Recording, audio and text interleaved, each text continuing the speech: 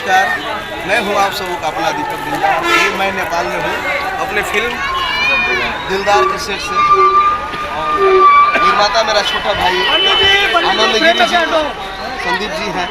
लग रहा है अनिल भाई हमारे, साहिल सर, पूरा यूनिट जो है दिलो दिमाग से लगा हुआ है। डायरेक्टर दिलेश पाल जी, ये भाई यार हट जाओ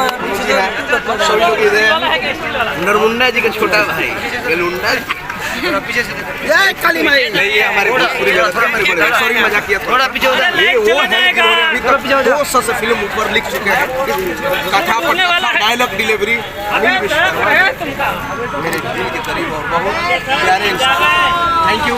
और आप लोग का समय बर्बाद न करते हुए कैमरामैन को दिखा दूं क्या? चलिए, थैंक यू ऑल फ्रेंड्स। ढेर सारा प्यार दीजिए आनंद गिरी जी को, युवा प्रोड्यूसर। हाँ।